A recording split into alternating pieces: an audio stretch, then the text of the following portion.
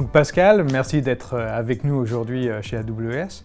Donc Pascal Laïc, vous êtes le président directeur général de Follow Analytics, une société spécialisée dans le marketing mobile. Est-ce que vous pourriez nous présenter votre société? Oui, avec plaisir. Donc on a une technologie qui permet de capturer un grand nombre d'informations sur le comportement des utilisateurs des applications web et mobiles, de les analyser via une couche d'analytics, d'où le nom de la société, et ensuite de proposer à nos clients des outils de segmentation et de gestion de campagnes, de notifications push, à la fois des push standards, des push in-app, c'est-à-dire qu'on va redesigner les écrans des applications mobiles, et également des web push, pour cibler les utilisateurs avec des messages les plus pertinents possibles. Donc ça, c'est une première partie en fait, de l'offre qui se différencie avec le couplage en fait, de l'analytics avec les outils de campagne et de notification push. Et la deuxième partie, c'est une solution de RGPD qui permet à nos clients, quand ils implémentent cette solution au sein de leurs applications web et mobiles, d'être mis en conformité du RGPD. Et comment ils font ça? Cette solution, qui est une interface pour les utilisateurs finaux, permet à ces utilisateurs de comprendre quelles données on a sur eux, les finalités de traitement, c'est-à-dire à quoi ça sert, gérer leur consentement sur l'utilisation de leurs données, et également requêter le download et la suppression des données. Donc si vous incluez cette brique dans vos applications web et mobiles, elles deviennent par défaut en conformité avec la réglementation du RGPD. Donc Pascal, merci pour cette introduction. Donc effectivement, le ciblage de messages, le targeting et GDPR sont des sujets d'actualité extrêmement importants. Pour vous, quand vous regardez le futur, quels sont les enjeux principaux pour Follow Analytics? Alors, je dirais qu'on a deux enjeux. Le premier, c'est un enjeu plutôt commercial et de partenariat, puisqu'on a signé un partenariat avec Salesforce. Donc on est la solution d'engagement mobile et de marketing mobile pour Salesforce, connecté avec Marketing Cloud. Donc le premier enjeu, ça va être vraiment de rendre ce partenariat économique réussi.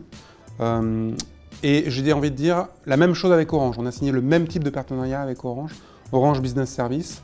Donc il faut absolument que cette année, ces partenariats soient réussis.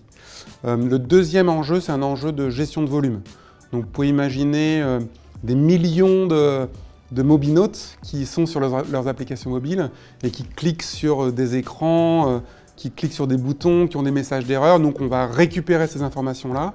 On va devoir gérer une croissance de volume exponentielle, à la fois en inbound, c'est-à-dire on reçoit tous ces messages, et ensuite on va devoir les analyser en temps réel et potentiellement réagir et envoyer des millions de notifications push en des temps très très courts. Donc cette gestion de volume, elle va croître de manière exponentielle dans l'année qui vient si nos projections arrivent, et on va devoir non seulement gérer cette croissance, mais également maîtriser les coûts. Donc effectivement, 1 milliard de messages par mois avec une croissance exponentielle, ça commence à représenter des volumes importants. Comment voyez-vous l'accompagnement d'AWS dans cette transformation et dans les challenges qui vous font face? Bon, déjà, nous, on est sur le stack AWS. Notre moteur d'injection utilise Kafka, par exemple. On stocke des données dans S3. On utilise depuis 2 mois Kubernetes pour toute la gestion des serveurs. Je crois qu'on est les premiers en France à l'utiliser. Donc l'accompagnement en fait d'AWS, c'est vraiment en relation avec l'enjeu que je viens de mentionner. C'est quelles sont les nouvelles technos que vous avez à disposition de vos clients pour pouvoir nous aider à traiter cette croissance de volume dans des coûts maîtrisés. Et aujourd'hui, quels sont les bénéfices que vous voyez à travailler avec nous? Alors, j'ai envie de dire la haute disponibilité, c'est sûr, avec l'élasticité de l'infra. Donc ça, je pense, c'est vraiment la base. La partie sécurité, qui pour nous est importante. En fait, on travaille avec des grosses banques, avec des compagnies d'assurance qui nous demandent des critères de sécurité importants et être au sein d'AWS nous donne déjà un démarrage assez important. Et je dirais le plus important maintenant en y réfléchissant, c'est que on est une structure qui est quand même relativement modeste. On est une 60aine de collaborateurs aujourd'hui. On a passé le stade de la start-up, mais malgré tout, on a des moyens limités.